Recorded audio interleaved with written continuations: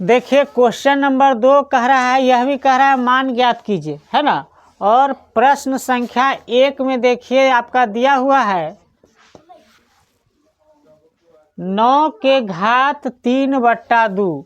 कितना दिया हुआ है? 9 के घात 3/2 दिया हुआ है। इसका मान आपसे पूछ रहा है ना। तो सबसे पहले क्या करेंगे कि 9 को आप तोड़ करके कुछ लिख सकते हैं 9 के स्थान पे। जैसे इसका भाज्य गुणनखंड कीजिएगा तो कुछ होगा, तो देखिए करके देखिए। 9 का भाज्य गुणनखंड कीजिएगा तो 3 से 3 तिहाई 9, बस एक ही आया, है ना। मतलब 3 के पावर क्या हो जाएगा? 2 लिख सकते हैं कि नहीं। तो चलिए 9 का हम अगर लिखना चाहें तो 3 का घात कितना लिख सकते हैं? 2, और इसका घात क्या है? 3/2। जब हम इसे बाहर करेंगे, है ना, तो 3 का घात 2 और गुना में आ जाएगा 3/2 आ जाएगा। और जब गुना में आ जाएगा तो यहाँ पे क्या है, यह जो है 2 से यह क्या हो जाएगा? कैंसिल हो जाएगा, 2 से 2। तो आपका इसका 3 का घात कितना बच जाएगा? 3 के घात 3 बच जाएगा, नहीं। तो 3 का घात 3 बच जाएगा तो कितना आंसर होगा? 3 तिहाई 9 और 9 तिरी 27, है ना। तो इसका आंसर कितना हो जाएगा? 27। बहुत ही आसान चैप्टर है ना। इसको नोट कर लीजिए। क्वेश्चन नंबर 2 कह रहा है, यहाँ पे क्वेश्चन नंबर दूसरा देखेंगे, कह रहा है 32 का घात कितना दिया हुआ है? 2/5, है ना।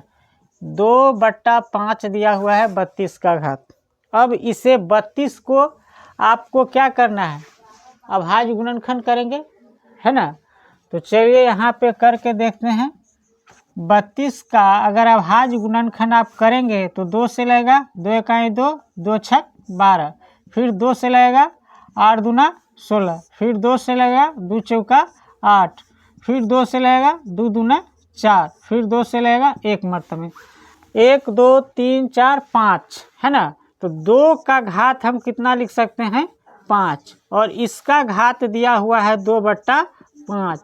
जब आप इसे बाहर करेंगे, मतलब कोष्ठ को हटाएंगे तो गुना में आ जाएगा। तो 2 का घात 5 गुने 2/5। तो इस 5 से ही 5 कैंसिल हो जाएगा। तो 2 का घात कितना बचेगा? 2 का घात 2 बचेगा। तो 2 का घात 2 बचेगा तो कितना आंसर हो जाएगा? 4। इस तरह से यह क्वेश्चन बन जाएगा। चलिए इसको भी नोट कीजिए। क्वेश्चन नंबर 3 में कह रहा है 16 का घात 3 कितना है? 4। 16 का घात 3/4 दिया हुआ है। अब इसे हमें मान ज्ञात करना है, तो 16 के स्थान पे हम क्या लिख सकते हैं? तो सबसे पहले 16 का भाज्य गुणनखंड आप करेंगे तो 2 8 16, फिर 2 से 2 चौका 8, फिर 2 से 2 दूना 4, फिर 2 से 2 इकाई 2। तो कितना है? 4 बार आया है। तो हम इसको लिख सकते हैं 2 के पावर 4, और इसका घात दिया हुआ है 3/4। जब हम इसे कोष्ठ को हटाएंगे तो घात के ऊपर घात रहता है तो गुना हो जाता है। तो 2 का घात 4 पहले से है ना, और फिर जो बाहर घात है 3/4, यह आपस में क्या हो जाएगा? गुना में आ जाएगा। तो यह 4 से ही 4 कैंसिल हो जाएगा। तो 2 का घात कितना बचा? केवल 3। तो 2 का घात आपका बच जाएगा 3। तो 2 दूना 4 और 4 दूना 8, है ना। तो इसका आंसर जो आपका हो जाएगा 8 हो जाएगा। नोट कीजिए। यहाँ पे क्वेश्चन नंबर 4 देखेंगे, कह रहा है 125 का घात 1 कितना है? 3। तो 125 को पिछले ही क्वेश्चन में आप तोड़े थे, 5 के घात हम 3 लिख सकते हैं, है ना। इसका हम लिख सकते हैं 5 के घात 3, और का घात दिया हुआ है 1/3।